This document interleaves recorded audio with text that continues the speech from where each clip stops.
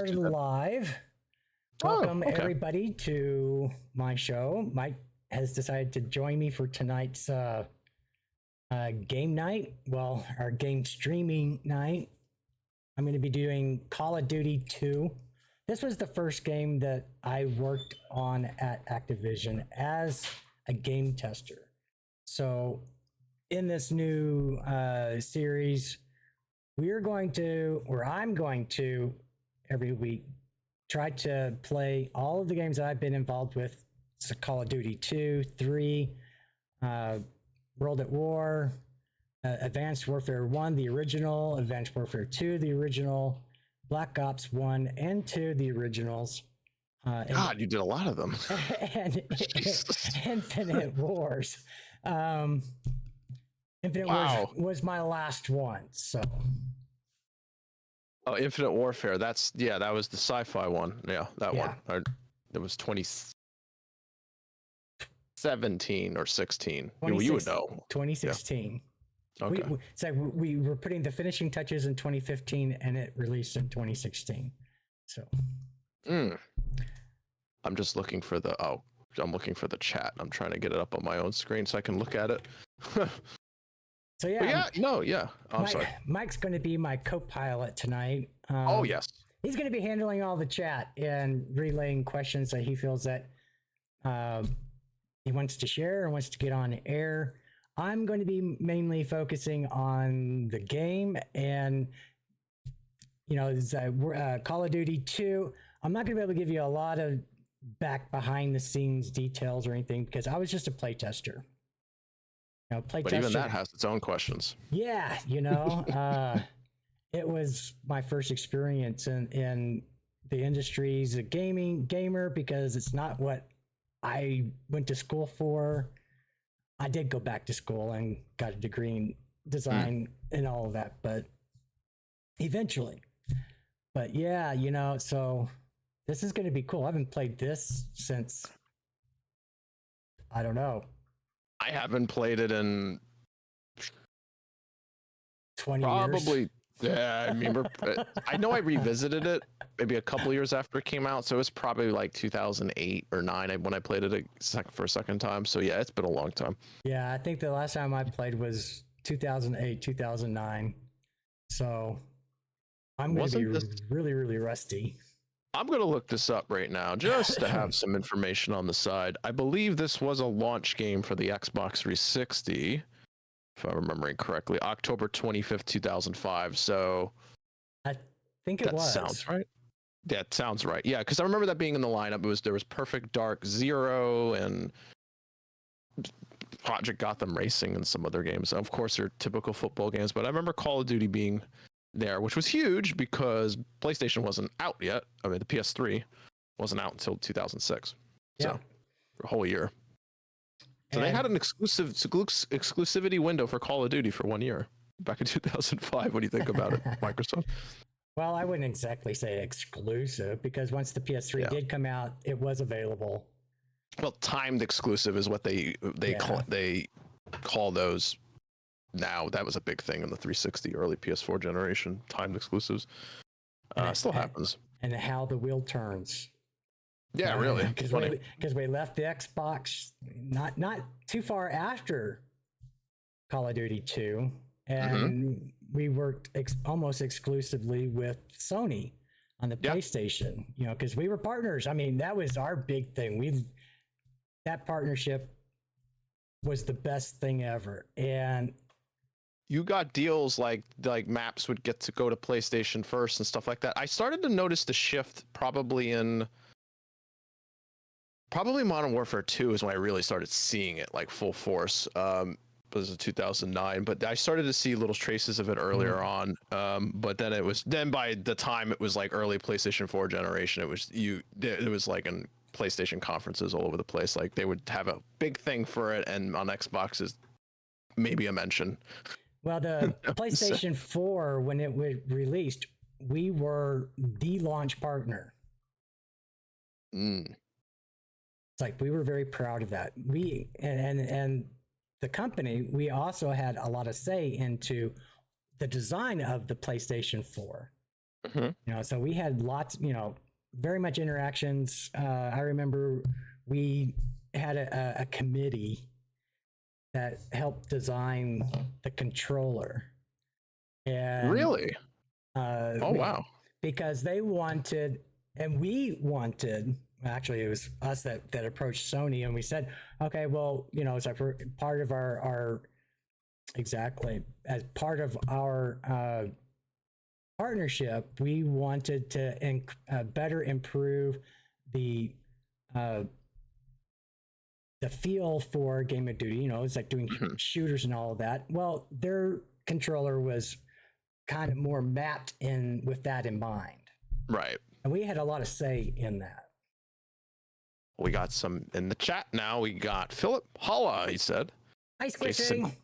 Guten Tag, German for hello, I believe. Philip said, how are you doing? Okay, they're talking with each other. Amber's here saying, hey, how's it going? Hey, she Amber. says, I got Sony tea for you. Sony tea. Sweet. Do they actually? I'm thinking of like an actual tea brand with the PlayStation logo on it. Imagine if you can get tea bags, PlayStation. That's something I could see Microsoft doing with Xbox, but I don't know if Sony has gone too crazy with the food and drinks like Microsoft has with the refrigerators and all this other stuff. But could that be tea as in some gossip? Because it's called tea. Well. Gotcha. Squishy said, I'm a complain a little. It is abusively hot outside here today. Yes, it was. I was out working on trying to finish up my duck and to get my ducks off my front porch, and I was just sweating. That's really one of the reasons why I'm a little late tonight, because I had to stop and take a shower. No, there's a reason why I said maybe a little bit late. I'm going to say that for everything now, because we are sometimes a little bit late. Yeah. It's just rarely are we ever on the dot. There was one time we were early though. Hey Kuma, how's it going? He said, whoa, what happened to your hair? I think he's referring to me. Well, I was just trimming my beard and I slipped and I cut too much off and I didn't feel like just even everything out, and I was just like, hell with it, just shaved it all off. Then I saw my head, cut it all off, and I was just like, if I'm gonna do one thing, I'm doing both right now, because it's hot and it was a lot of hair and I feel cooler now. No, I am not sick. I have to address that right now. I'm not. It wasn't cut for illnesses reasons. No, I was just hot and I screwed up my beard. That's it. Yeah, that's the reason. Don't feel bad. I kind of cut mine. I didn't shave it, but I cut it pretty close. It's all the way here. This is how much balding I got going on here. See that? Look at that right there. The hair stops here, right there, or starts here, I should say. Goes back. You have more hair than I do. In that region. And my family, all the guys are bald except for me. I don't know why. Did you wear a lot of? Oh, you wear a lot of hats. So I have been wearing these hats since I was 8. There goes that whole thing where they say if you wear hats, you go bald faster. No. No. Let's see. 96 by Jason. Jesus. Heat index was 115. Philip said, and everybody loves the weather. And Kuma said, fair. Yeah, fairs. Yeah, I know. It's nice, and look at the light. The only problem with this is the light just shines off me like it just like a screen bouncing off my skin. It's not great. Well, now you don't need a light or lamp behind you or behind the screen to light you up. You just let your screen do it. Let's see. It's still kind of dark. Well, I could just lower this. Not that. Is that a little better? A little bit, slightly better, slightly less shitty, or no? Okay. Looks more natural. You don't have that shine. That shine. Anyways, Call of Duty 2. Yes, you're playing Call of Duty 2. Well, let's just get into it. Then maybe I'll relay stuff from the chat and then let you sit in the driver's seat. And here we go. I'll be here. Everybody, you'll have to let me know if I got the volume for the game either too loud or not loud enough. I have it to where we are a bit louder than the game, but that may not come across You for could everybody. probably make us just a little bit smaller in the corner so they get a little bit more real estate of the game. Just kind of shrink us a little bit in the corner. We don't have to be that big. Well, I can't. It's not letting me do that. You'd have to alt tap, I think, if you're using one screen to go back to OBS. Oh no, this is in OBS. I'm not doing a broadcast from another screen. Okay, I mean in OBS, can you not modify the screen? Only before. You know what? Not while I'm broadcasting. You know what? It doesn't matter. The fact that we even have camera feed on here is hallelujah. So you know what? It doesn't matter. Yeah, be happy with what I came up with. This took a lot of. Here's the thing about with Call of Duty: the gun's going to be on the right side of the screen anyway, and you're going to be most of what you need to see is over here. The armies of Nazi Germany begin their conquest of Europe. Actual footage. I always like that in your games when you get actual footage. This is the military channel on here too, which is cool. So you just got it straight from the military channel. Cool. Oh, I don't know. I have to Now put the year is 1941. With an army over 7 million strong, the Nazi war machine. Yeah, well, I wanted to start the game from the very beginning. So we're going to go through the tutorial. I kind of did. I went through the tutorial a little bit yesterday just to refamiliarize myself with the controls. That's going to take some me getting used to since they've changed so much since. Yeah. But I wanted to make sure that we get to see the opening. So I thought the cutscene was really good. Oh yes, the diaries. Little journals. I mean, war journal. Oops, there we go. If you wish to survive, you will do exactly oh yeah. The tutorial part. Now, walk over to that table and pick up those weapons. Man, this is taking me back. Yeah, and you wonder, where's my gun? You will have to move faster than that, comrade. You will need a real weapon if Oh, you nope, I got to go inside. That's right. Look at your compass. The star on the compass shows. I got to listen to him first, though. Go to the storeroom and get a pistol and a rifle. Comments. Now we got to go to the storeroom. Everybody else has got their shit already. The weapons are on the table. Okay. Kuma's asking, wait, you developed Call of Duty 2? He was a play tester for Call of Duty 2. That's where he started with the Call of Duty franchise. Correct me if I'm wrong. Yes. And then from there, you moved on to, well, you were more involved in the rest of the development of the games, like the coding of the engine and stuff like that, like the core heart of the game. Because the coders, I mean, without that, I mean, there's no game. There's no numbers. All the numbers that are happening in the background behind these games, I mean, that's the main heart of it. I won't. So how long did you play test this game for? Do you remember how long you had to do it, for how many hours in total? I remember we went through several iterations of the game, because the first one we had it for 2 weeks, 14 days, and we had to play every day for a minimum of, I think it was like 3 hours. And then we had to do a diary, and then we had to mail them back. And after a couple of months, there would be another disc that we would get into the mail. And this is all pre-internet boom, you know. I mean, it's like, yes, It was there, but they weren't using it for downloads or anything, because back then we were still using the dial-up modems. Oh God. So. Yeah, so we did everything through the mail. They would create a game disc for us to play on, or to play with. And typically we had 2 weeks. I know I played more than the 3 hours a day on the minimum. So I would put in a good 5 hours every day, at least. Okay, that's a lot. Sorry, I'm really messing with my mic. Keeps sliding down right now. I'm trying to fix it. For anybody who's wondering why the camera's going all nuts. All right, yeah, that's But Of course, you gotta have teddy bears here.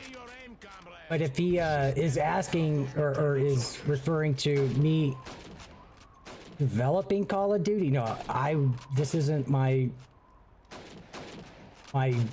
brainchild. I didn't come up with the idea of Call of Duty. I didn't come up with any of that. That's a great set of teamwork at Activision. Yeah, because there's a difference. There really is. Oh, yeah. You know, it's like There is. when you ask somebody, did you develop the game, or, you know, well, they mean, did you work on it? Well, okay, that's totally different.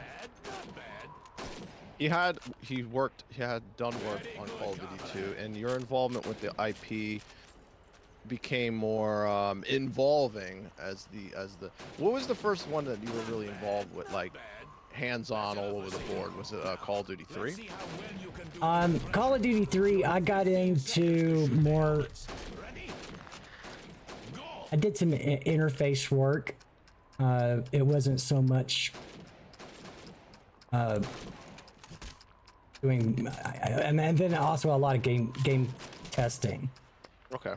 I was dipping my feet into other areas other than game testing with Call of Duty 3. Then with World at War, that's when I started transitioning really hardcore into the game engine. Okay. So World at War. Of course. That was my mistake. That was using the new enhancements that was like Call of Duty 4 was using, because World at War was after Call of Duty 4, right? Yeah. So that was 2007. That was 2008. World at War. So you were basically mostly centered in Treyarch's studio. Or did they just bounce you like wherever you were needed? Really, I bounced around wherever I was most needed, but I spent more time at Treyarch and Infinity Ward. Okay. More time at Infinity Ward than at Treyarch. Ever do anything with Sledgehammer? Because I know they were the third team. No, not really. I was always so busy with the other teams, so I do remember doing some work on some of the projects for them, but it was more of a filler. Oh, we need some extra help. Can you squeeze this in, kind of a thing? Yeah. You know, it's like when I got free time. You know, because one of the things that we did at Activision was we would work for the majority of the year, but we wouldn't take a lot of our vacation times, because during it's like when we released our new title, we would work an additional month, and then we would take the holiday months off, you know, to recuperate, and then come back and then start on the next title that we were releasing later that year. I mean, it makes sense because around the holidays, I mean, the game's just in the final touching up stages, so it's about to come out. Because normally, I mean, for a while, you guys were releasing them in November. I think you've been transitioning to October. They have been recently. Yeah. October, I noticed. But November was like almost every year. It was like November was Call of Duty and Assassin's Creed every year. I remember that for a good amount of years. And you just took out your own teammate. I did. Your own comrade. I do that a lot. Truly. Amber said, this game is giving me Medal of Honor vibes. Yeah. Yeah. World War II. Well, you know, it's like Call of Duty set the standard that everybody else follows. True.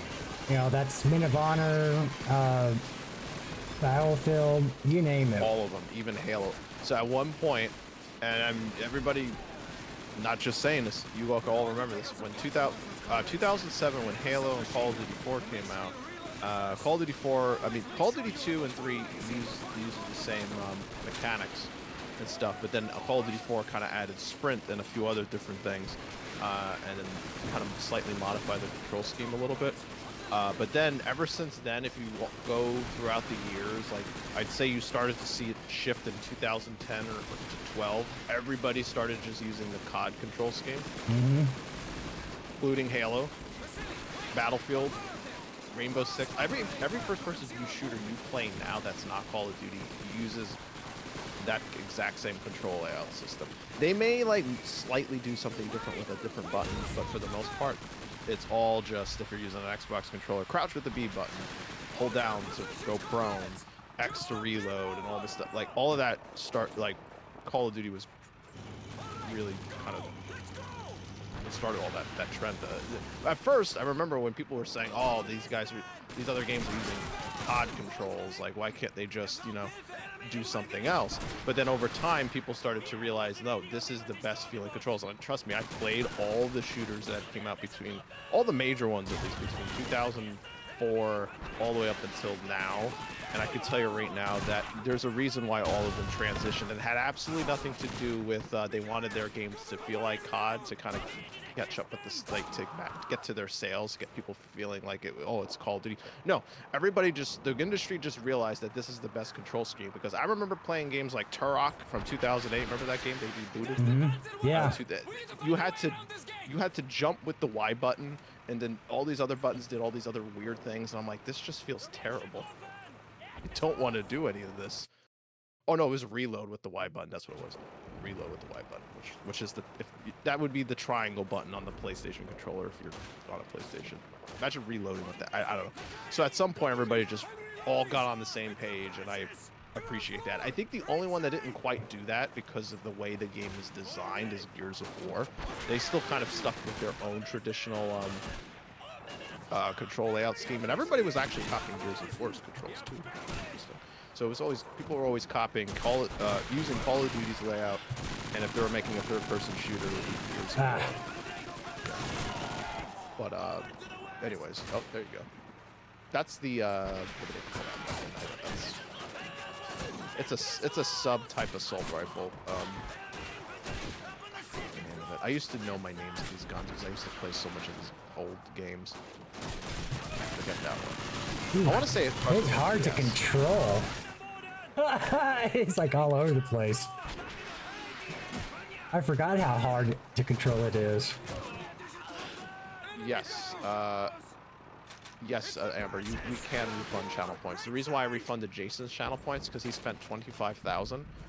I was supposed to play Knights of the Old Republic on the channel, and that was what we have a redeem. Was like, pick the next game you want Mike to play, and I did that, and he did that. He redeemed it. I was about to play it, but the past 2 weeks my internet upload has just been bad. It's just not doing well. I have to actually call back about that soon. But yeah, that's why I refunded him. But yes, we have the ability to do that. Let's see. Not that we won't try to honor. I'm still gonna honor it. Your purchase. So yeah, I mean, we do have that discretion to do refunds. I still will play Knights of the Republic, Jason, but I did refund you anyway. But I will play it when everything hopefully gets fixed. Why are you shooting me? So, this game is 19. Oh, it's getting close to 20 years old. This game's going to be 19 years old in November. Right. Look at the texture on that vehicle. No, it's, considering. So where are you playing this? Are you playing this on the? I'm on PC the Xbox. I'm on the Xbox. Okay. We're playing from the Xbox. Okay. They were gracious enough to give me copies of Call of Duty 2, 3, and World at War. Oh, really? The old original Black Ops and Advanced Warfare, the #1, back from the 360 days. That's awesome. And the initial Xbox One. So I think it's great. Because my old colleagues, they were like, you need to do this series. So that's what kind of gave me the idea, and I just passed it on to you. No, this is fantastic. I love this. I absolutely love this because I get to see this again for the first time in God knows how many years. And it's just kind of cool to get to know the little behind the scenes stuff with all of this. Now, wow, she's really thin. Anyways, okay, I do remember this. Oh no, she's not really thin. It was just the angle you were looking at. Okay, never mind. Yeah, so I like, the thing I really like about this campaign, you're not up to it yet, but there is a part where you're in the desert and you have to, everything's just coming from all sides, and it was now if you go back, if you look at it now, you'll be like, okay, that's cool, but it's not that crazy. But back in 2005 on the Xbox 360, there is a section in this where there's so many enemies on the screen, and you have to defend this one area in the middle, and they're all flooding in with tanks and everything, and it's a really awesome moment in this. Just seeing this many enemies on the screen, you guys don't really think about it too much, but it can be complicated, right, David? Just having this much shit going on at once. Yeah, especially when it's a tutorial like this. It can be very overwhelming. I remember the first time I was playing this, it took me hours and hours just to get through this part. But I loved it. As you can see, like, the AIs are scripted to take cover. Some of them up front of you, as you were noticing, they were retreating behind the doors and all of that. And, I mean, like I said, once again, you're just going to be like, yeah, so I see that all the time. But it's just, I played a lot of shooters before 2005 where the enemy AI were just kind of, like what that one was just doing. He will always stay there and never move. But as you can see, these AIs are actually trying to, like get better angles on you. Except that one right there is doing a little bit of a dance. Okay, there he goes. You can see, like, they're constantly trying to shift and get a better shot on you and stuff like that. And I love little tiny details like that in games. Alright, there's a grenade. As long as it's not red, you're fine. Well, that guy just got wasted.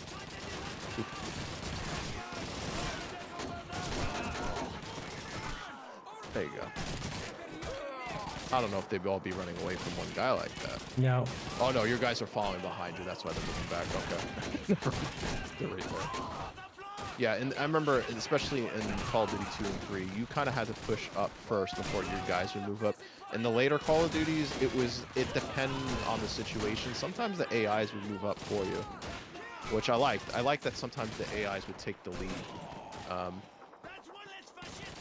Yeah, because sometimes you don't really know what you're doing or where you're supposed to go, so... It's a subtle way of the game, like, kind of... progressing. Like, here, we gotta go over here, without actually saying it. It's one of those things where I say in tutorials, where sometimes they try to smash it over the head of telling you what to do, but little things like that where you just see, like, the AIs moving forward, trying to nudge you along. And it feels natural too, because that's what these guys would be doing in this situation in a fight. Like, some are going to take the lead and move on and all that. Okay, this one is doing that, but this one I believe is a little bit more scripted for the story. What's his name? Private. It's about damn time you showed up. It's been so long. This way, comrades. Private Alasha Romanenko. Alasha Romanenko. We probably butchered it. There we go. There we go. The tunnels. Let's see. I hope Sony fixes my PlayStation VR 2 controller. I shipped out today. Yeah, I was trying to help you with that the other night. Sorry that happened. But I'm sure they will. What happened to their controller? Okay, so Amber's controller, it was like around 8 o'clock, no, 10 o'clock last night. I was trying to help her. She was trying to figure out which controller was messing up, so I went into a share screen and watched her footage. And the controller was clearly stick drift, because the controller just kept going to the right. The trigger was even doing some sort of a malfunction where it wouldn't register. Like, we were playing a walkabout mini golf. She would try to, because you have to hit the triggers to switch golf club hands, and it was constantly locking on to the left one, and then the camera was going nuts and everything. So the left controller is just completely borked. It's just out of the warranty window by like a couple weeks, I think.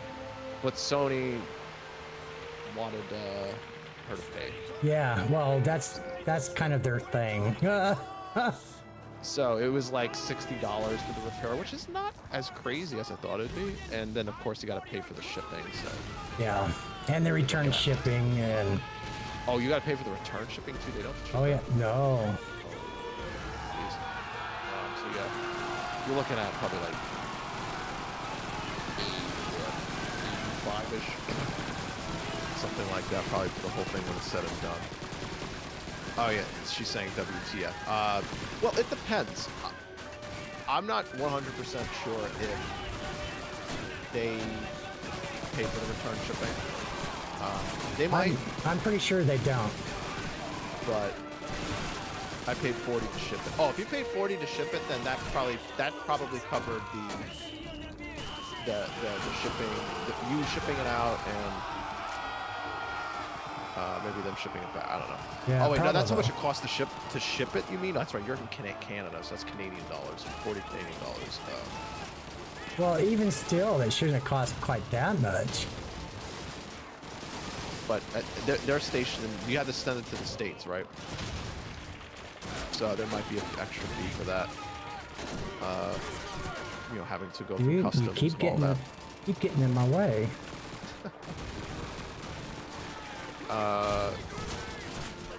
Here's the thing. I'll say this. I remember when I had an old TCL TV. It was out of warranty and it messed up. And it was maybe 3 months after the warranty. And I contacted them just I don't know why. Something told me to contact them. So I contacted them and they told me, you know what, it's out of warranty, but whatever. We got you covered. We'll send you one. So sometimes companies do just, they're a little, I think if it's within 90 days, like after the 1 year, they're a little bit more forgiving. The fact that it's only been a couple weeks after Sony, I kind of feel like they probably should have covered it. Couple weeks. At least. I mean, at the very least, they could have been like, hey, just pay for shipping. Pay for the shipping. Yeah, that feeling. Oh, I died. I got a little too aggressive. Yeah, I was gonna say you're running right in there. Here's the check. Oh, you're right here though. You're not. All right, so I know. I know. Oh, there. Oh, you're just going in there all. Yeah, I'm doing punch style. I'm doing the me. I hate the gun that I've got. Yeah, I'm not a fan of this one. It's you have to, really aim carefully and steady. And I mean, it's good. I mean, don't get me wrong. They're all good in the game. It's just they all require a certain type of play style. And some play styles you're just not too fond of. But this one, you can switch to the, there you go, there's the bolt. That's really powerful though. It takes, you gotta be really accurate with it, but it should be just a one shot for the most part. So how long are you aware of how long this game was in development? When did they start developing this one? The game went into development back in 1998, 99. Not long. Oh, wow. I got involved back in 99. How did this look when you first saw it? Very bare minimal. We didn't have a lot of the environment in place. So it was kind of like, okay, instead of all of the atmosphere that you see here and all the buildings, everything, it was just like a pile here that was like just a wall, and then a kind of an outline of a building with your NPCs out front. Very nondescript, very plain Jane. I remember that at first it was that way because it was still in the concept phase and they hadn't finalized a lot of the back end, because they were writing a brand new engine for it and it was really untested. So and we were also right in the middle of trying to flesh out the story. It's like, how is the gameplay going to play? Because it had changed like 4 times during that development process. And it was a pain because every time they made a change, it changed a lot of other things to where they would have to do something different with the environment or whatever. So, like, yeah, I was just about to ask. So, like, what would be when they had to do a big change? What was the change normally? What was one of the big changes that they felt like they needed to do it over again? Do you remember what one of them were? Well, back at the very beginning, shooting was way more difficult in that you didn't have hardly any control. Oh, this guy's crawling. You would get into positions to where you're shooting, and even though you know you're hitting the target, it's still not doing what it needs. You know, it's like you're not shooting.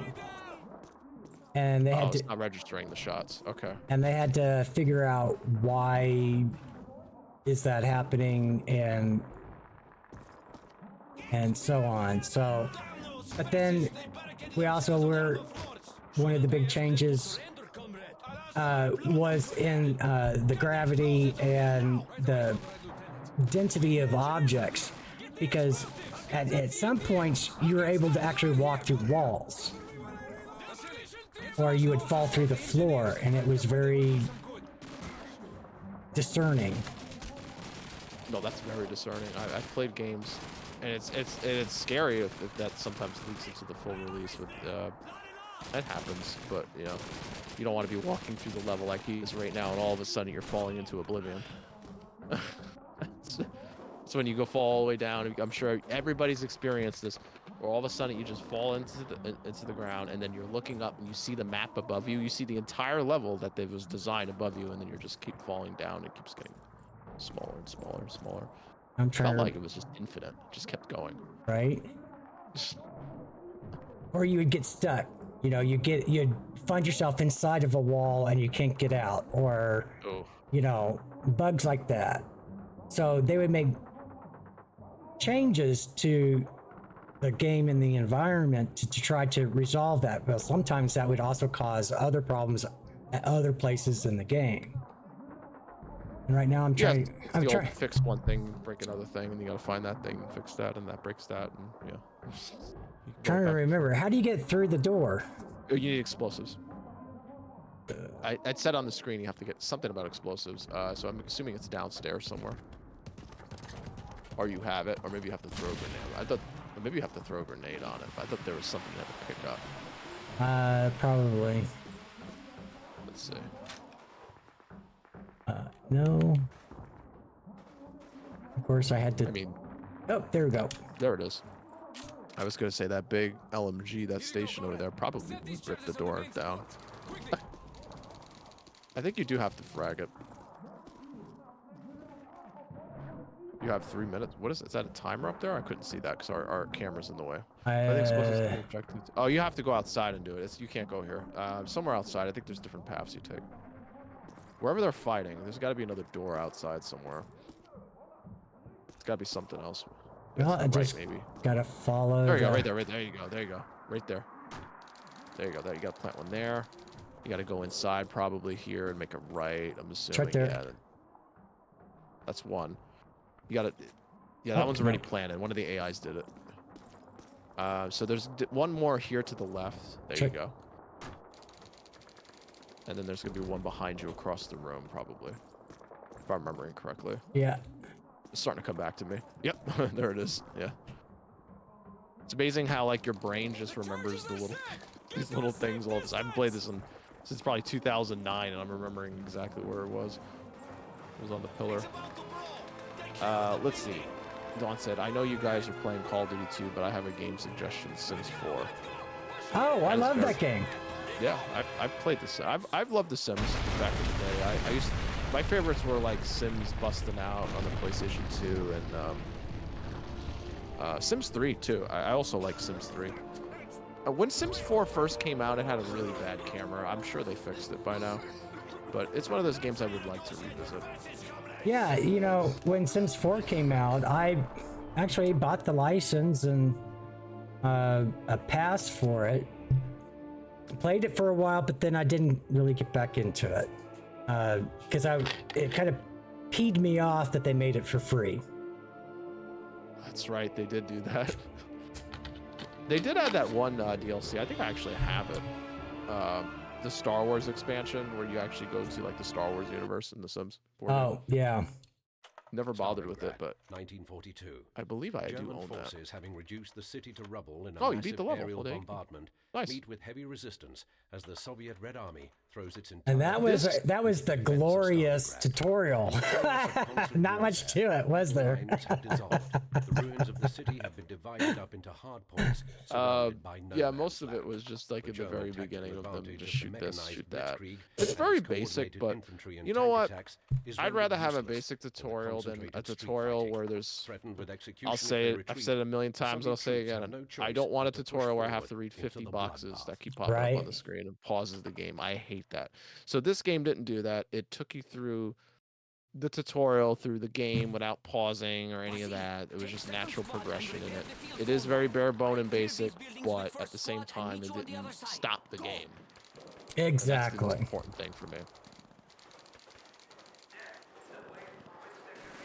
Okay, we're still the Russians, so there goes that guy. Oh yeah, I remember this. See, and I keep trying to do the run, but I keep hitting the wrong button. There is no sprint in Call of Duty 2. And- They did not include sprint until Call of Duty 4. Call of Duty 1, 2, and 3 did not have sprint, from what I remember. That was one of the big things that was changed in 4. Was the added the ability to sprint, and everybody was like, "What? You could sprint?" Because most first-person shooters weren't. I could have swore that there was a sprint. Maybe in the multiplayer, but from all of the single players I played this so many times, I do know that this does not have it. 3 doesn't have it. I remember that being one of the biggest features of Call of Duty 4 Modern Warfare was like, you can sprint now. You can like mantle over objects and stuff like that while you're sprinting.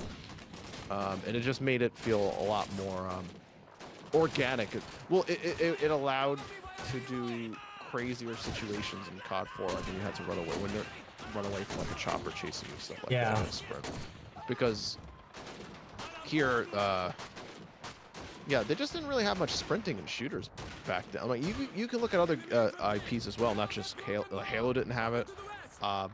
Battlefield, I don't think had it at first, but they eventually included it. I don't remember which one. Gears of War always had it. Rainbow Six didn't have it until Vegas. Rainbow Six Vegas 2, I think, which was 2008. Yeah, that always I always wondered that. I was like, why is there no sprint in a lot of the shooters at the time? But I remember. Now I know in Call of Duty 3 they had more vehicle sections with like riding jeeps and stuff like that. That's the one I haven't played since it came out. Was Call of Duty 3. It's been a long time. Yeah, because the last time I played that was probably 2011, 2012. Being the last time. Let's see, 2006. So it came out a year later. Right.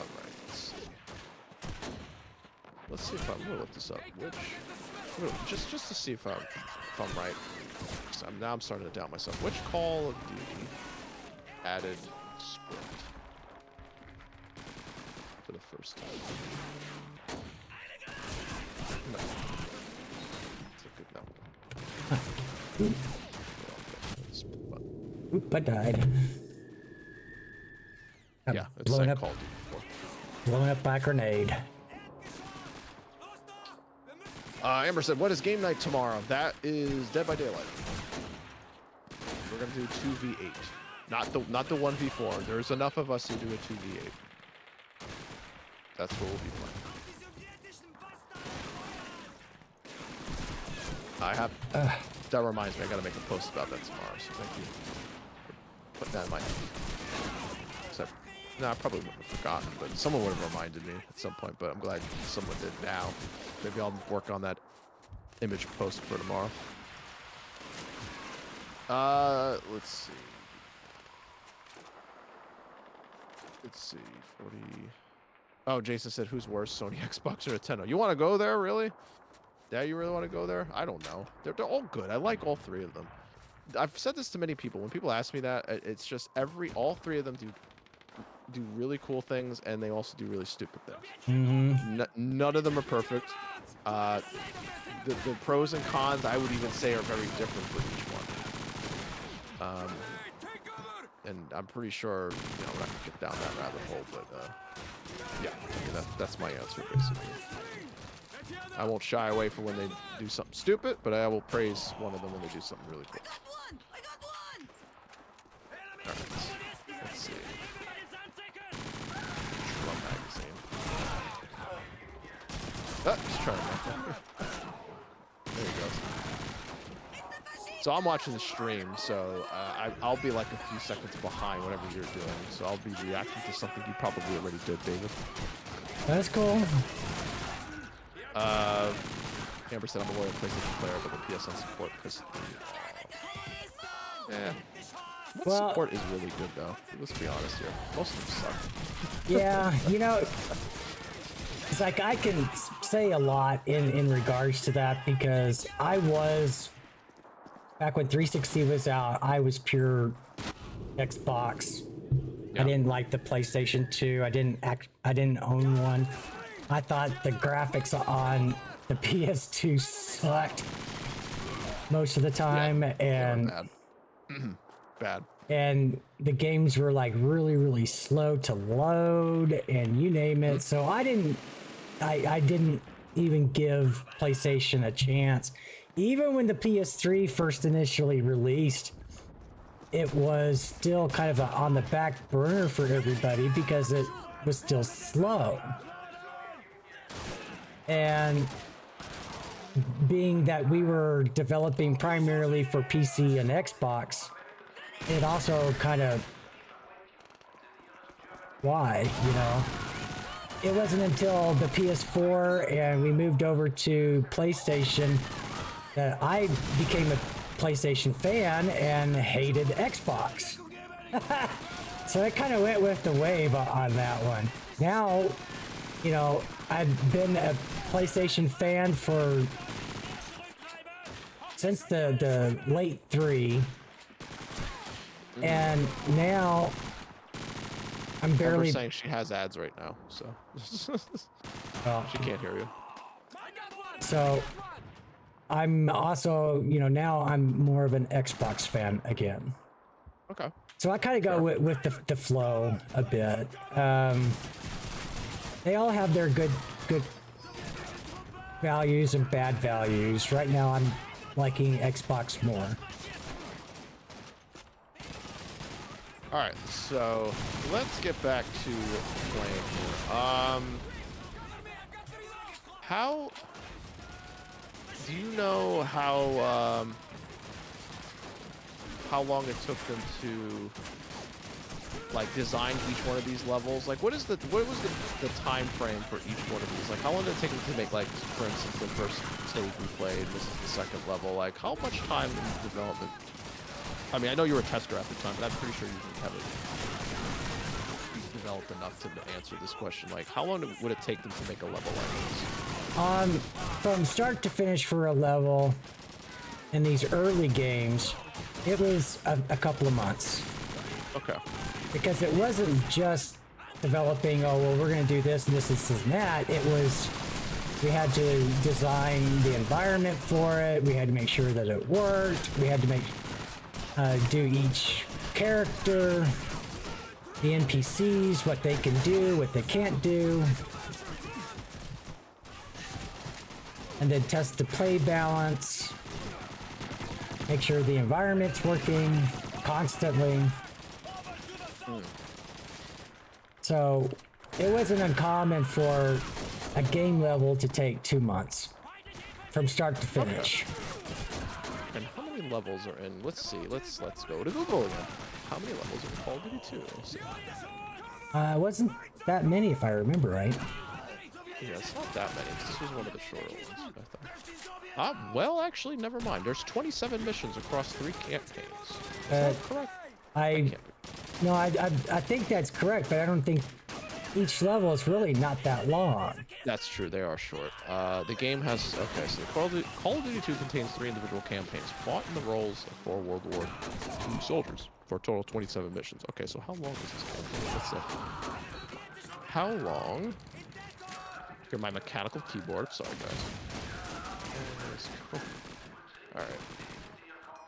Wow, actually, this is one of the longer ones. It's 7 to 9 hours. Oh wait, no. That's Modern Warfare 2. No, I want Modern Warfare 2. I didn't know that Modern Warfare 2 was that long ago. No, Call of Duty 2. 6 hours, roughly 6 hours. So it was a fairly short game, but it was. You gotta also remember this was the real first game that we put out. That's true. Actually, I'm gonna correct what I just said. That was what the main results were saying, but I decided to go to howlongtobeat.com. There's a lot of people who put review up who have voted in this to say how long it is. They're saying on this website it's 8 hours. So let's just say 6 to 8 hours. I wouldn't agree with that. You know, if you're really good at shooters, this is a short game. It really is. That's true. It's always hard to gauge how long some games are because in reality, like, it all just boils down to how you're playing the game, how good you are at the game, how aggressive you are. Yeah, you know, because what are you doing? Because if you do a lot of the extra stuff, then it's going to be a longer game. But right. A lot of people aren't doing all that extra stuff, side missions and so on. You know, because it's like with Assassin's Creed. I would have loved to have been involved with that one. But I get out and I do all, you know, it's like people will go and race through that in just a couple days. Me, I'm in there for thousands of hours playing because there's just so much to do, so much to see. Now, you mentioned Assassin's Creed. You said you would love to do that. Have you ever tried, because I know some developers are allowed to, actually I don't know how that works. No, you weren't a, you eventually became full roster on Activision, so that you weren't like a free, like you didn't bounce around. Yeah, no, so you wouldn't have been allowed to work on Assassin's Creed. No, because there would be a conflict of interest. Right. Ubisoft makes their own first-person shooters. They make their own first-person Activision, so it's so has there anybody? Probably not. I doubt it. Is there anybody is there a developer who's full-time paid at 2 different developers? Is that a thing? Ask your question again. Oh, sorry. Is this a thing? Like, can somebody be a full-time worker at one developer and another developer, and just a workaholic, and they're working like a ridiculous amount of hours? Or is they only allowed to just work on one when they sign a contract? Well, I think that really comes down to the leniency of who you're doing, who you're working for, and what you're doing. You know, like artists. Yeah, they bounce around. You know, it's like they tend to bounce around a lot, and I think that would be okay if they are working at 2 different developers at the same time. And yeah, I suggest that. That would be a lot of hours. But yeah, you know, it's like when I first started at Activision, I worked contractor on for other companies, just not in development. Gotcha. You know, because I did contract work for Microsoft. Also did a lot of contract work with Apple, HP, Dell, the printer company. HP? Not HP. The other one. Oh Yeah. shit. Oh, I know. I see their logo too in my head. Oh, that's gonna bother me. Canon. Michael said Canon. It's a Canon. No, not Canon. They're not known for. They're more known for imagery, Like cameras and shit. cameras and stuff. Oh, you gotta repair that little thing right next to you, by the way. It's right to your right. There was a wire on the floor. You had to repair. I thought I did it. No. You have to like walk up. Yeah, it's a little finicky. You have to like walk up to it. You have to get off that. Walk. Like Oh. it's directly behind you. That was before like I did the restart. Yeah. There you go. Yeah. Like in this, like in the old school ones, it just automatically does it. But then later on, you guys started to get more cinematic with it. Like when you try to interact with something like that, your character will literally go down and grab it. It'll be like kind of like an in-game cutscene of them doing it. Yeah, but I did it, but I had died in the. Oh no. So no, I understand. he came back and said, "You gotta do it again." Oh no, I understand. I was just saying from an animation point of view, like Yeah. like in this, it would just like instantly do it in the old ones, but in like later games, you'll actually see the guy go down, bend down, grab the wire, and connect it together. Let's see. Ollie's coming up on me. Yeah, they flank. They flank in this. They go around the build. They go around the room. Michael said, "Yeah, they have printers too." Yeah, they do. Oh, they I had do. a Canon printer. But that they weren't known for their printing. They were more known for the cameras and video and. Yeah. Think of it's like Sony. No, They make televisions. They make televisions, but they're not known for televisions. They do it. It's something they do. I mean, they're not like that's not what they're known for. I should be saying, but it's like. Correct me if I'm wrong. I mean, when you think of Sony, do you think of this as the first thing you think of is television? I don't. They do have some good ones though. Yeah. Oh, I mean, they got really good at it. I mean, I think it's safe to say they're mostly known. They're known for two things in particular. Well, a couple things actually. A lot of their electronic products, because they just like try to cover a wide variety of things. Of course, the PlayStation brand, and their Sony Picture Studios or whatever the name is for movies. Oops. But yeah, they kind of like to dip their feet into a lot of different things. Should ask them to repair the cable. There you go. TV, music, yeah. Sony just they like to do everything. No, They probably have a printer. I'm sure they have. no, actually, Sony does have it's a picture printer. They do. Okay. They do some, but no, not IBM, but crap. Now I'm gonna look it up. Okay, printer known. Okay. Known printer brands. All right. What do we got? We got Canon. We got HP. We got Lexmark. We got Epson. We have Xerox. How do we pronounce that? Brother. no, Hewlett Packard. no, not HP. Brother. So it's not HP. I've said Epson, right? Yeah. I've said Epson. Is Rico? No. Hanukkah? I'm pronouncing this right, or is just starting to get the pronunciations wrong now? That's just gonna bother. I'm gonna have to. Kyocera? I've got to go and see if. Yeah, I mean, this is more important right now. But everybody coming in. Wait, I thought this was development commentary. No. If you know anything about us, the tangents are strong here, and we love to go off into random shit. So we need to just find out what printer brand David is thinking of. I was just looking at a bunch of them. There's one called Brother Industries. Yeah. No. It's a Japanese one. Don't know No. that. They're more known for doing copy machines, printers. They came up with the whole idea for networking They didn't develop Ethernet, but they came up with the concept of networking computers. They also came up with the concept of the mouse, which Apple stole for the Apple II. Who are we thinking of here? Um, All right, I'm on Wikipedia. Here we go. that's just driving me nuts trying to.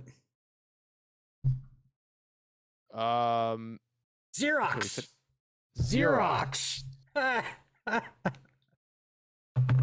There they are. Xerox printers, office reproduction, color, high speed, inkjet presses, solid ink, and blah blah blah blah. Okay, high speed continuous form printers. Okay. Well, there you go. The mystery has been solved. I know, Michael. He said read chat. He said Xerox in the chat. I'm sorry. I forgot to read it. My bad. He said it twice. He said chickens. What is chickens? Are you referring to actual chickens, or is there some weird printer named Chickens I'm not aware of? Not that I'm aware of. I would like to see the logo of that. It's just a chicken. Anyways, yes. Let's see. Does anybody have any questions for David for Call of Duty 2? I mean, I can make up a whole bunch of them. I can come up with them just like that, but I want to hear from you guys too. So that goes with Michael and Amber, or Jason, whoever else is lurking in the chat. Speak now or forever hold your peace. I did not ask you, Echo. Why is that going on? Okay. So. See, I just went. That's one of the bugs. You know, you're not supposed to be crawling through objects like that, but. Michael said he's told me everything about his old work, so I know it all. Do you know it all, really, though? No. All of it? Now All of it. Okay. You can look at my Facebook profile. I have all of my employers listed there, and then LinkedIn, which is Facebook, but for companies. Okay. Here's something. I know you only play tested this one, but what was the hardest thing you had to do while play testing this game? Do you remember? Hardest thing. Like, what was there something that was like, this is driving me nuts?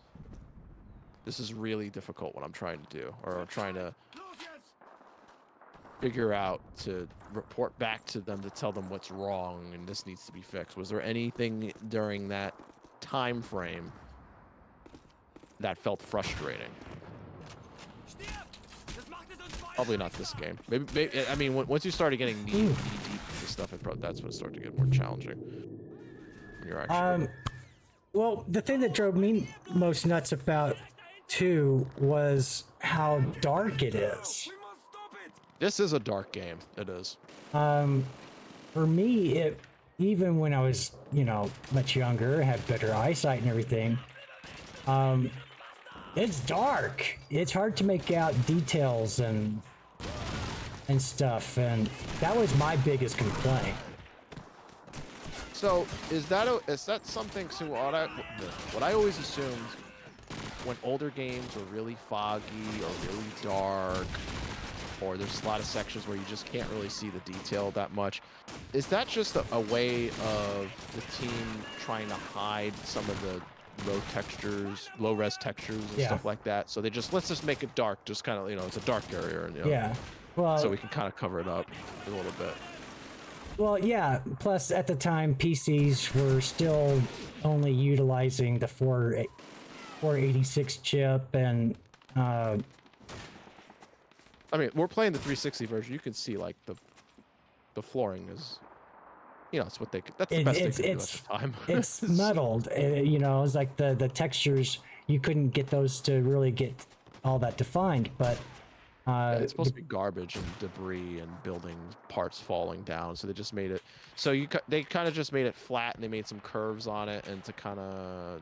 Well, kind of, but mostly what they did is they did a drawing, and then they overlay it. Okay. So it's really a flat surface, but with the details of the drawing help distort the eyesight into seeing that there's dips there or there's a mound, or they will actually manipulate the under support structure to raise it up or lower it to do. But as far as like the details and textures and all that, that just wasn't there. The technology wasn't really there, Right. to the extent that we expect now. You know, these were first old games. Yeah, of course. I mean, it's, you know, it's just, hold on a second. I'm trying to fix something on my end. It's, there's only so much you could do at that point. I mean, you have to remember, this is the 2005 Xbox 360 generation. So, and this was just like the birth of the console too. Was Call of Duty 2 also on PlayStation 2? An original Xbox? Yeah, we did put out a copy for the PlayStation when it came out. It wasn't the same time as the Xbox version. It was shortly after. But yeah, there was a PS2, 3. It was more for 3. Okay, gotcha.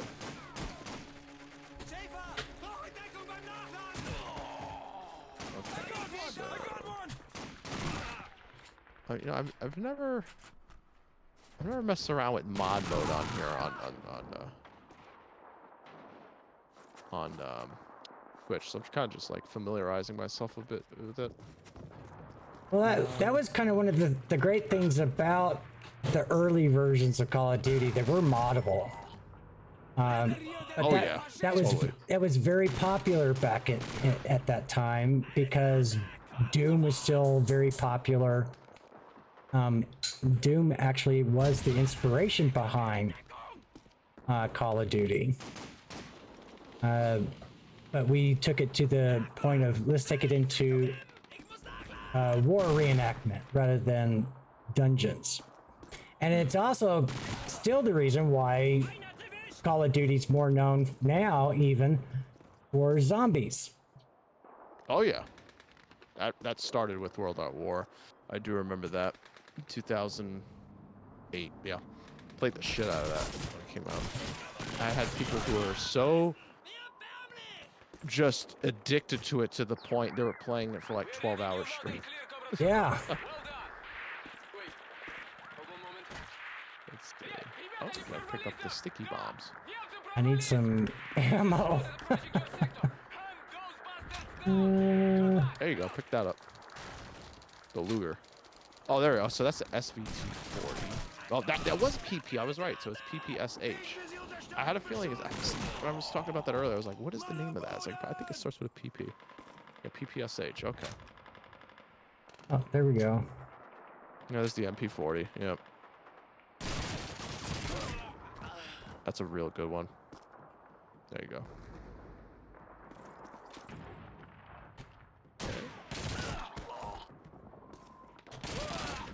Rewards enabled on channels. Subscribe to earn rewards. What is this? Something popped up in the chat and it's saying you could subscribe to get something with Apple TV Plus. We didn't put that there. I guess that's just there by default. So, whatever that is. So how do I get out of? I'll just leave this open. All right. So, snow. How hard is it to make this snow animation? Is it fairly simple or is it very hard? Very hard. To get it to look halfway decent or believable, very difficult. It's not like you can just put on there, have some white specks floating around. It has to obey the environmental rules and yeah, it's got to like stop when it hits a wall and hits the ground. Otherwise, you don't want to see it clipping through the walls, which I don't think it is clipping through the walls. I'm trying to see if I see any of that. I don't think so. No, it looks like it's stopping when it hits the wall. So, someone's behind you. Oh, I think he's above. Oh, they got him. No, he was my I comrade. got him. Jason said, "Are we gonna play the new blocks? Oh, the block. Oh, are you gonna play the new Black Ops? I'm sorry. Are we gonna play it? Yes. Yes. I'm gonna play it. It's like when I've already got my secret copy. It's actually really cool. He's got his secret copy. Oh, you've been playing it? Okay. Darn it. Oh, yeah. He's under what do they call that? Embargo. You can't say anything. So that's whatever it's called. When you have something, you can't talk about it. I think it's close to being one of the best ones that we put out. I've been hearing that through the grapevine. That it's really good.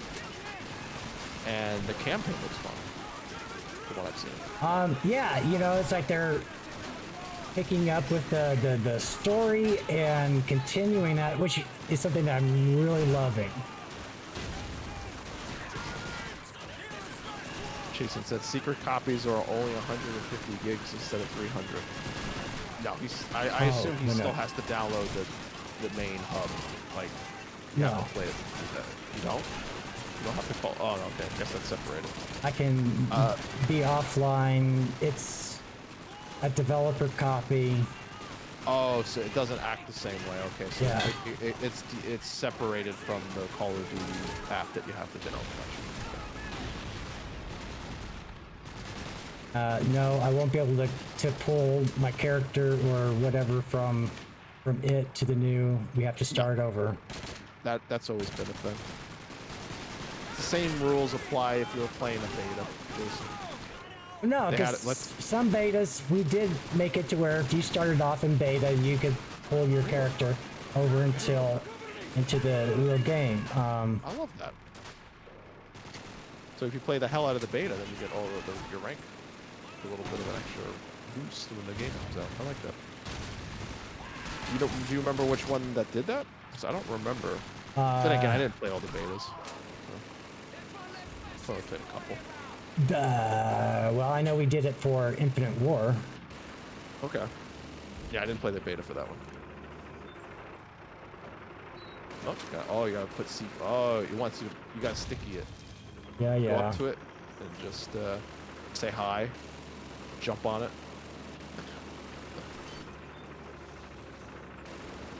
Okay, let's see. Should be okay. Did he move back? Oh, he did. He did. He may. He's probably. I would assume it's gonna come back up. Maybe not. Nah, you're fine. Oh boy. And There you of go. course, he ran by before I could get to Yeah. him. So he does come back up. Okay. He's like, come on, come get me. Come on. Okay, now you gotta stand back. I want to see that explosion.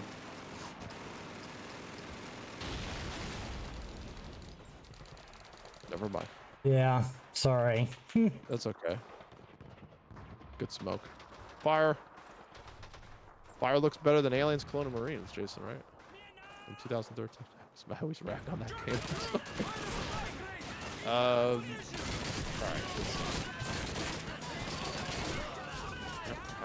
Barrels. So. We had a few actually go into the building, but Michael said, yeah. Alright.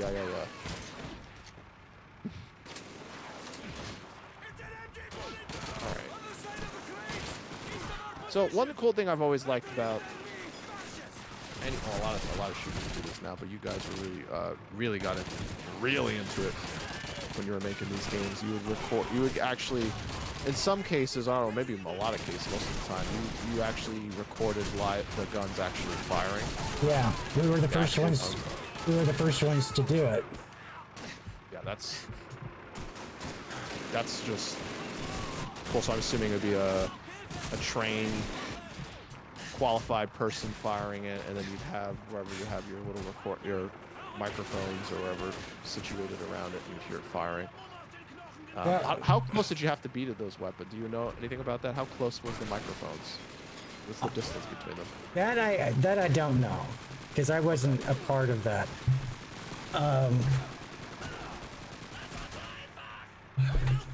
I thought somebody was cooking something and left the stove on. So it's like that really was kind of before my time. I know they had to, when they were doing the audio sampling for the various weapons, the microphone does have to be not right up on it, but a few feet away. At least, because they can be very loud. They wanted that realistic sound, and then they went through and scanned all of these weapons, kind of like in a 3D scan, so that they could be faithfully reproduced and represented. Because Call of Duty at the time was also courting the corporate world and was unethically selling weapons, or we were accused of advocating and selling weapons. Well, it's kind of true, but we wanted to do and represent real weapons in the game. Yeah, because in older games, it would be like you'd see like a Desert Eagle or something, and you would fire it, and then it'd sound something completely different that doesn't even remotely that weapon would sound like. So, I mean, like with in movies, you get to hear the actual the sound effects of those firearms. I mean, like, why not video games? And especially for something like this. Yeah. Well, yeah. Yeah. It just makes it more immersive, the sounds. And those sounds got better as each game came out. I remember the one that really... when I first played Call of Duty 4, I think, when you fire the P90. Or was the P90 in that, or Modern Warfare? Modern Warfare 2, I think that P90 was in that one. Might have been the other one too, I don't remember. But I remember firing that in the games, and the sound was just so... Especially if you have like a really good surround sound or really good headphones, it gets you more involved, immersed in the game. So I want to, if you fire something like this and you hear something that's like, it's like, that don't sound that great. So yeah, it's oh, we can blow that guy. It just allows you to do that. So, go ahead. Let me go back to the chat. Sorry.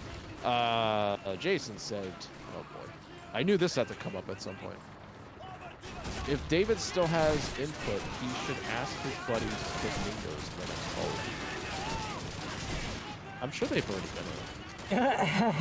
I mean, like, I'm not even joking. Like, I think I've seen them in some areas, like, just kind of part of the scenery. Like, I mean lawn flamingos. I'm not talking about an actual flamingo. I don't recall ever seeing one.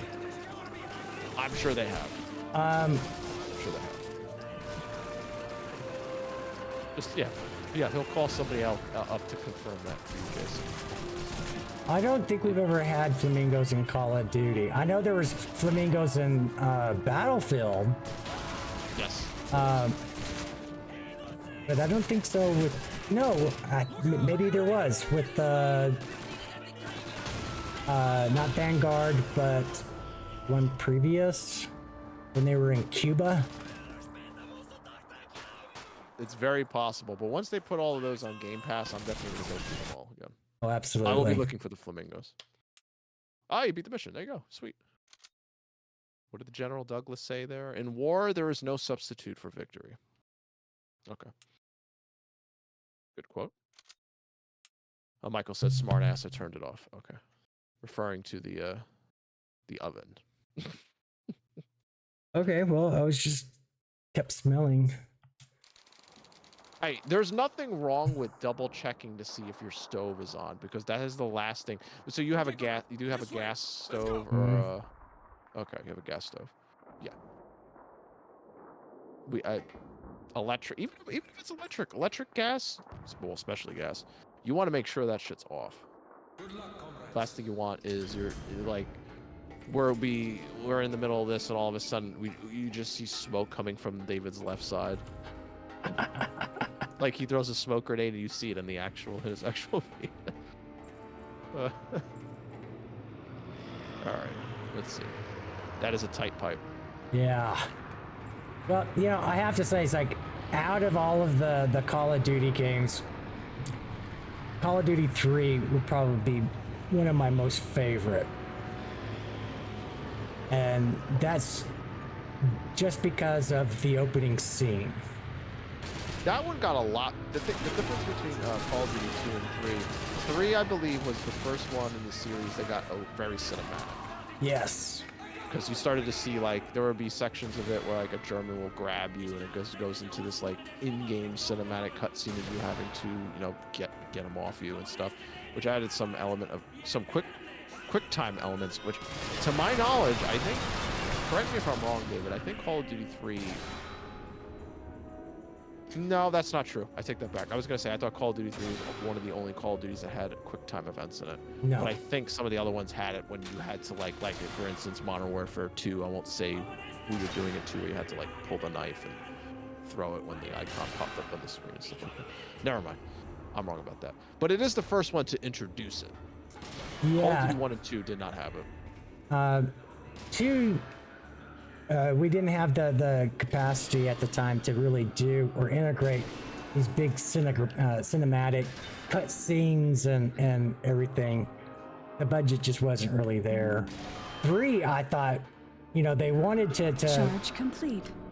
integrate it even more or make it more realistic. Right.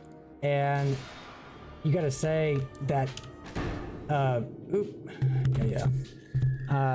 There's fall opening damage confirmed. the opening scene is like one of the best. I've only played Call of Duty 3 once, and that's the fun fact. Well, yeah, fun fact. That is the only Call of Duty I did attempt veteran on. I beat all the other ones on the hardest difficulty, except for the first one. But I won't get into that. There was a glitch. I plan on actually doing a playthrough the first one. I downloaded it on my Xbox 360. I have the Call of Duty Classic, which, by the way, RIP Xbox 360. It is officially shut off. Yeah, it closed yesterday. Yep. I was thinking about buying something else, and I was like, you know what? Happens to another platform. I don't need it on here. I only bought 2 games from it, and there are games you can buy off of Steam, but they were so cheap on there during the store closing sale. I bought the Devil May Cry HD collection for like $1. Yeah. It was $1 on there. On Steam, it's usually like 10, 15, 20 bucks. I was like, oh, I don't care. Downgraded graphics, I'll buy it. But I know some one member in the community, I forget who it was, but they put a picture on our Facebook group showing that they bought like it was like $200 worth of Xbox cards. And they were gonna go buy a bunch of shit. Yeah. In the 360 store. So I wonder what they bought. That would be really interesting to know. But yeah, you know, those graphics back then just weren't really.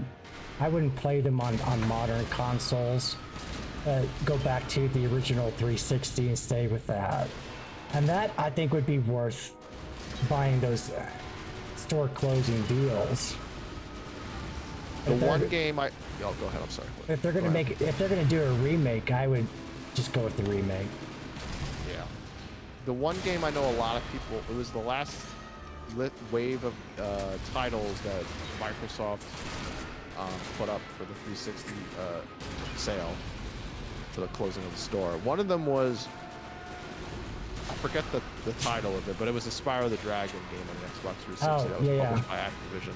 But that game normally costs a lot of money physically. They had it on there for $10 digitally, so I know a lot of people were going up buying that one in particular. I was thinking about it, but then I realized I own a copy of it on a different console. I'm like, I'm fine.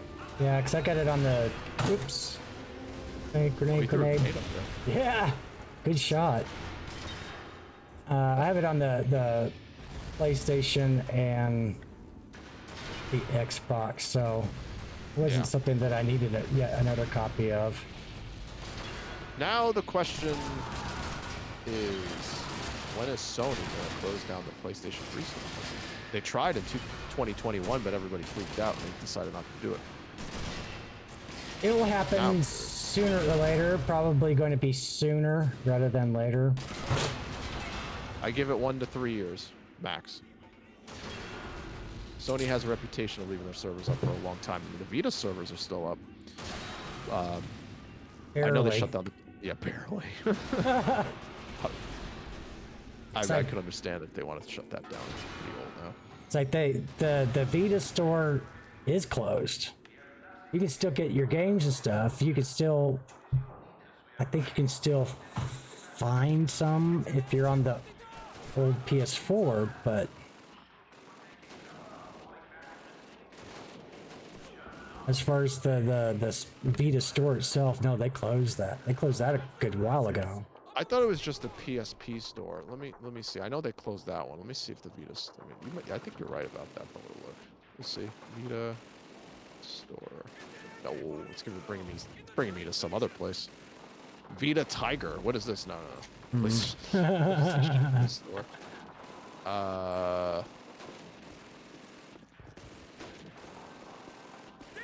Because I remember the PSP store, they closed that.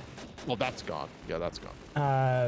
And then the Vita store was not long after.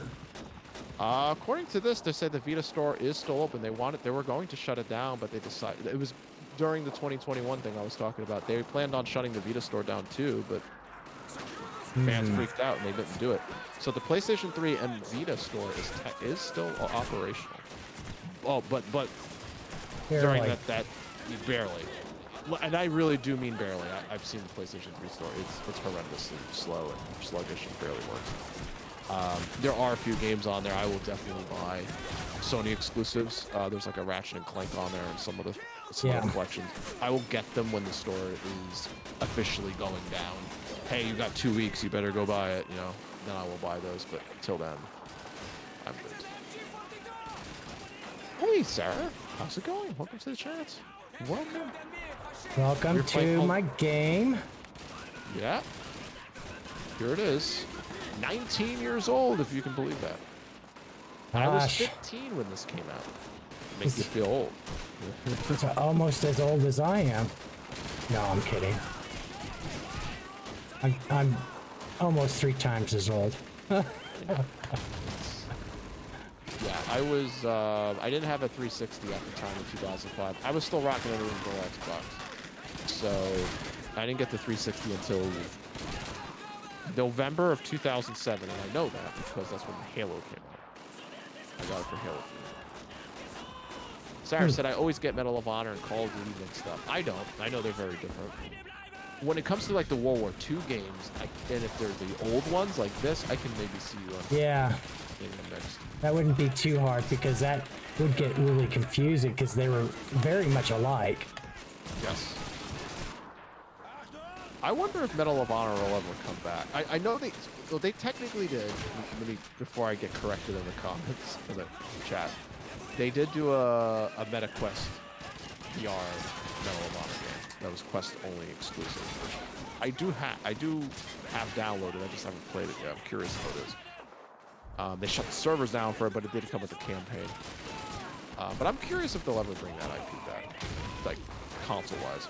I think that's up to EA. Yeah, I kind of wish they would, considering. But that's still kind of a with Battlefield. I don't know. That's why they did it. They just didn't want to have 2 at the same time, so they figured let's just have 1. And Battlefield just has more following. Yeah. It has more of a following than Men of Honor. Yeah, Medal of Honor's glory days were the PlayStation 1 and PlayStation 2. PS3 generation, which was well, they didn't have one for the PS4. There hasn't been one for the PS5 that generation. So there was 2 on the PlayStation 3 360 generation, and they both didn't do well. So that was enough for them to axe it. But at least they came back with the VR version, which, from what I've heard, is mostly good. All right, let's see. Sorry, so yeah, Medal of Honor Above and Beyond. It's a good game. Yeah, I hear it's a good campaign, so I want to check that out. Sooner rather than later. I'll get around to it. But it would have been really cool if I know you said they were experimenting with it, but it would have been cool if we got a Call of Duty VR game. We almost did.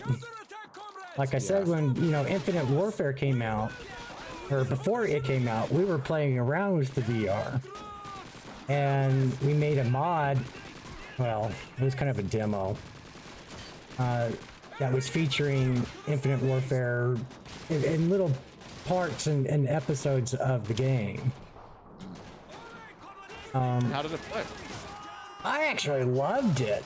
I was one of the proponents who was convinced that the engine that I had built was sufficient enough to be able to handle whatever we threw at it, and I thought it did a really, really excellent job. But the funding never really materialized, and at the time, the big thing about VR was the VR 1 for the PlayStation. Yes. And it really, at the time, it was good technology, but really it sucked. I'm curious. I'm sure there is community mods for Call of Duty VR. I'm gonna look. Yeah, but it's not built or based on the actual game, because the game was never modded to where it could do that. Let's see. Some modding communities is there are some really talented modders modding teams out there that have VR'd games that weren't supposed to be VR'd. Like for instance, I know on the PC, of course, they've modded Half-Life 2. The whole game is fully playable in VR, and people said it feels native almost. But to be fair, the ones that did that were a team that they actually were a team that did that wasn't affiliated with Valve. They just wanted to do it. Yeah. As for Doom 3, there's a VR mod for it, and people say it's fantastic in VR, which is one I really want to play. There's also Resident Evil. Well, Resident Evil 7 Biohazard, that does have a VR mode on the PlayStation VR 1. There was never one released on the PC, but there was a team that actually made a VR version of it for PC, and it's still in development, I think, actually. But from what I've seen, it's pretty good.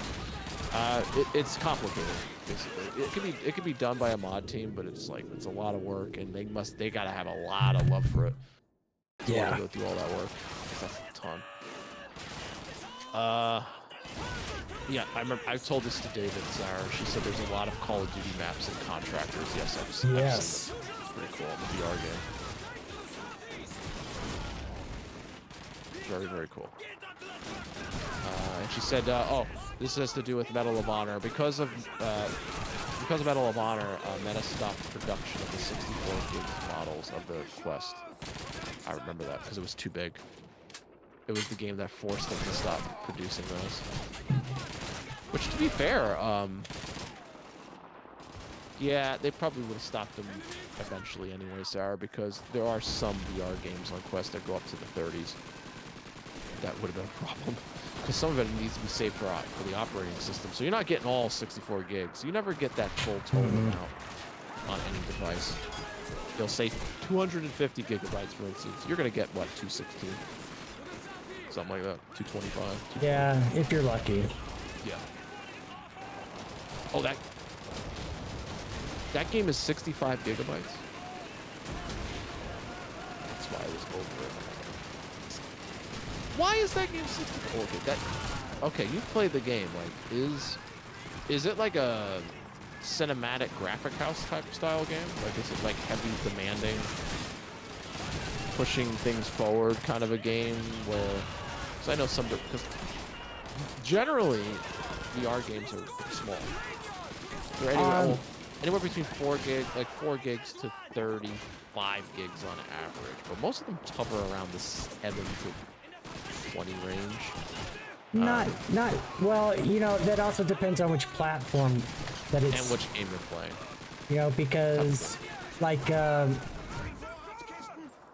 if you're designing for like the Quest, using the Quest toolkit and all of that, then you know you got to be smaller. It's like when you get into like the PlayStation for the VR2, then the games can actually be bigger because there's more storage.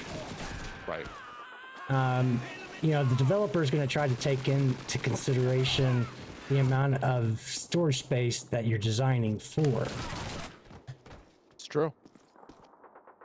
And the more storage, so like when there's like a PlayStation 5 version of a game, VR game, they can do more with it because they can add more storage. They can do a lot more with it.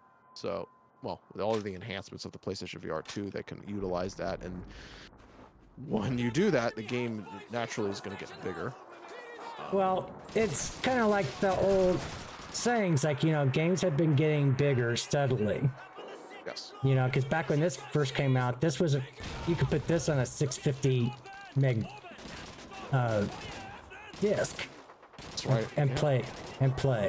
Well, it's not that small anymore. You know, it's like games, the Call of Duty games now are pushing 300 gig in order to get the full game. It's not going to be before too long that we're going to be pushing 1 terabyte. I know, and I'm looking forward to the day where I see a console come out. It's going to be like the storage is like 10 terabytes. Oh, it's not too far, I bet. Oh, so is there? I'm trying to think. Is there a console right now?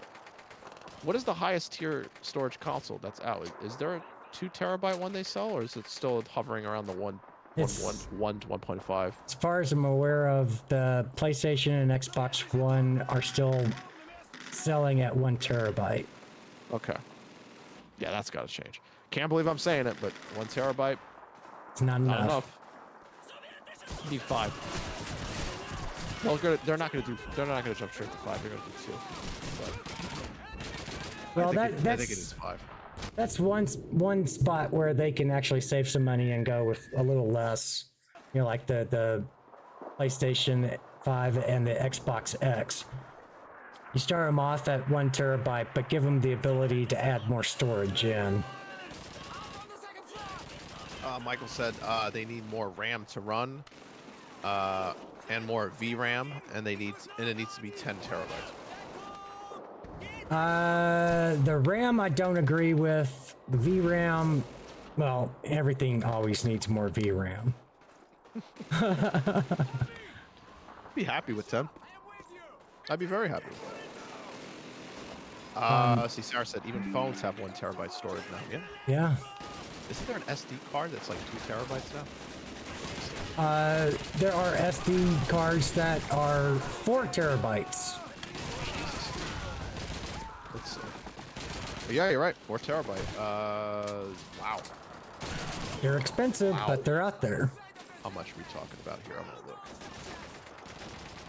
I'm gonna say it's. No, I want SD card.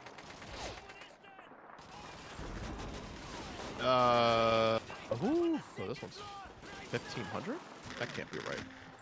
No, that, Oh, yeah. that can't be right. Well, there's a 2 terabyte one go for 700 here. That seems right. That doesn't seem right. I don't know that company. Hold on, let's go to Amazon. All these weird sites. SD. All right. There's a 1.5 for 109, but this is the. This isn't the. This is the slower read one. So this is usually 150. Okay. That's crazy though, seeing 1 terabyte. Even just seeing 1 terabyte's nutty now. And they're not. It's like it's not that much either. In reality. Yeah, I got SD cards. I have them all over the place here. so many different devices. Yeah. Michael said, "Okay, I'm going to go play a Battlefield later." Okay, thank you for stopping by. Yeah, not gonna play much longer. I'm gonna finish this round and then Yeah, that'd be good. we'll call it Get past the a level. night. You know, would be a good spot to stop until next week or later in the week. I might do a Yeah, so second. we're gonna go through this whole game, right? Or Yeah, no, I'm gonna go through the whole game. Sweet. I like that. Now we could see the evolution of each one you've done. That's gonna be cool. Or I've had a part of. So wait, I just saw something. Oh, I forgot the last comment Michael said. Agree. And agree or no, they need more RAM. Oh, so he agreed with you with VRAM, and it says no, they need more RAM. Okay, gotcha. I don't see why a console would need more RAM than that when a PC is fully capable of getting by at 16 gig.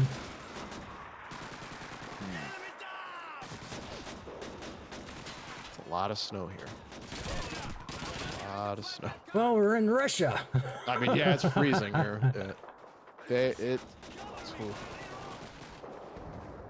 We're probably talking about, I don't know, 10 degrees. Who knows what temperature? Well, I'm sure there's information at whatever the average temperature is around that time of year. Kind of figure it out. Well, you can see the breath, so it's very cold. We finished the round. Yay! Oh, that's it? Okay, nice. He conquers who endures. All right, awesome. That was cool. Well, this was a lot of fun. I actually liked seeing this again because it's just been so long, just looking at footage of the game. Right? It's been. Yeah. I'm waiting for I don't own Call of Duty 2 or these other ones. I'm waiting for Microsoft to just stick them all on Game Pass. I know it's happening. It's gonna happen. It's gonna happen. It's gonna be either next year or the year after, but it's going to happen. But yeah, I actually kind of missed these old games. I had for a while had kind of wanted to go back, mostly Call of Duty 3, but right. To start off with 2, and some colleagues were like, we've been watching your show, and we want to see you on the show more. So they were like, okay, you need to start doing more game streamings and stuff. And I was like, oh, yeah. So I'm trying. Really, honestly, I'm trying. That. No, that was good feedback. They are absolutely right. I mean, within reason, because we have things that bother us, health and other stuff beyond that. So sometimes we just can't be on the show. Me, on the other hand, everybody just says like, how you take a week off? They'll be like, I don't like taking a week off. Literally, I could be in a hospital, but I'd probably still do the show. No, okay, I'm not that serious. But I don't know. You probably would. You would be like me. So I'm a workaholic. I know I'm a workaholic, and it just gets really boring not doing anything. Yeah. My mind always has to be doing something, so I totally get it. But yeah, this was fun. As we go out, I want to tell everybody, it's like, thank you for joining us tonight. Yes. If you enjoyed the show and want to see more of the series, subscribe. That's kind of one way that we're able to keep this going and to help as many people as we can. So your subscription is great. If you got Prime, feel free to use your free Prime subscription with us. Highly recommend the Prime because we actually get more funds from the free Prime subs that you guys use than the paid ones, believe it or not. Twitch gets more money from the paid ones. We get less. How that works, I don't know. It's broken, but that's what it does. And it's stupid. We've also got a new giveaway going on in the group and on Twitter. And within Steam Deck Enthusiast, the one in the Boundless Gamers group, the private group, the qualification to enter is to ask me a question about the industry. Mm-hmm. We've had lots of inquiries already, lots of questions, and I'm trying to get to everybody, but I might not get to all the questions. We're going to go over and talk about some of the questions that you all are submitting on the show as well. Oh, yeah. That's going to be fun. No more employment questions, though. Oh, you know, yeah, it's like even I can kind of answer that for you. It's just going to be like, that's the kind of answers. Here's the thing. When I see those answers, you can like Google those. Like you're going to get everybody's going to get the same answer, sort of like, oh, you got to start here in the beginning, you know, you work your way up and then, you know, start entry level somewhere. And it just depends on what they're trying to do. Like, what are you going for? Are you an artist? Are you this? Do you do that? Do you have, did you learn these skills or that skills? So it's like, I think some of those answers, I feel like you can kind of find them very easily. So it's like, you know, exactly. But challenge David more than that. I can only give give everybody a generalized suggestions and things because it's going to be different for everybody. I looked into it. It wasn't something that I was looking for. It's like our watchers and our group members, they might be looking for it. Well, go to LinkedIn. That's where most of the developers and publishers recruit from, and it's a great way to get into the door. But as far as like what to learn and all of that, ladies and gentlemen, that's all up to you. I can't tell you where to start. I can push you in a particular direction, like download the Unreal Engine 5 and play around with it. Yeah. Ultimately, you need to figure out what do you want to do in the industry. Exactly. And the easiest thing to get into would be game testing. Like if you ever wanted to do that and then work your way up from there, which that's the entry level position. That's something I'm trying to get into. And I'm going to actually pursue that after I deal with the mountain of shit that came out of nowhere the past 2 months. What's that is, at least I have some answers for that and I can understand where that's all going or what that's going to be. Then I can actually start pursuing that again. So that's kind of on hold for me right now. But yeah, it's just, yeah, like I said, we'll talk about it more on Saturday though. I'm sure that it's going to be a section of it of us just talking about that. So but I just wanted to bring that up, of course. And of course, get people to watch, subscribe. Thank you, everybody who did tune in, though. Thank you. Appreciate it. It was fun. Hopefully next week my internet will be back to normal. Resolved. I'm going to say no. The way it's heading, I think I'm in for a long ride. But if not, I have some other alternative things that we can do on the Monday stream. So, but until then. Good night, everybody.